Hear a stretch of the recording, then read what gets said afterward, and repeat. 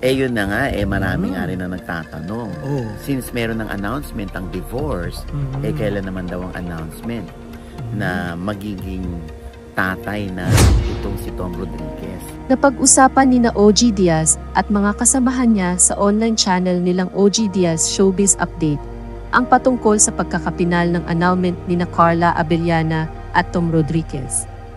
Ani Mamaloy ay malaya na ang dalawa, na dinagdagan naman ng talent manager na maaari nang magkaroon ng kasintahan ang magkaparehong kampo.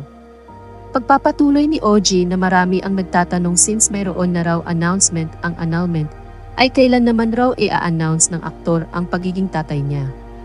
Pahayag ni OG Diaz, marami din ang nagtatanong since mayroon ng announcement ang divorce.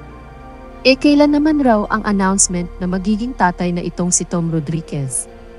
Hinihintay nila ang pag-amin ni Tom. Kung kailan daw aamin si Tom na siya ay magiging ama na o ama na. Dahil nanganak na yata yung kanyang girlfriend dito sa US. Totoo ba yun, Tom? Dagdag pa ni OG Diaz ay hintayin na lang na si Tom ang sumagot ng mga katanungan.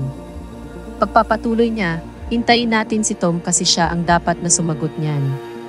Kung gaano katotoo at kung totoo man, we're so very happy for Tom. Diyos ko, gwapo si Tom, no? Pwedeng kamukha niya yung bata, girl man yan o boy. Dagdag pa ni Mama Loy na bawat sanggol ay biyaya. Anya, every baby is a blessing na dinugtungan pa ni OG Diaz na every baby deserves a birthday. Hintayin na lamang raw kung aamin si Tom o di naman kaya kung hindi raw totoo ay maaari niyang pabulaanan ang issue. Matatandaan na noong June 24 sa online radio program ni Christy Fermin na Christy Ferminute ay sinabi nitong maraming tumutukoy sa isang blind item na si Tom Rodriguez ang sinasabing aktor na babalik ulit sa Amerika dahil manganganak na ang kanyang foreigner girlfriend.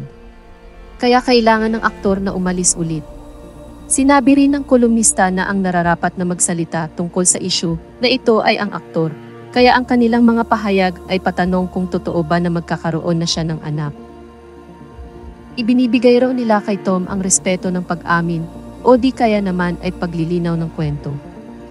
Kung totoo man raw ang balitang ito ay biyaya ang bawat sanggol ng langit kaya hindi dapat itinatago. Napakomento naman ang ilang netizens patungkol dito. Saad ng ilan sa nagkomento, "If true, then a big congratulations to Tom and his GF. A child is a blessing. I am happy for Tom. He deserved all the blessings."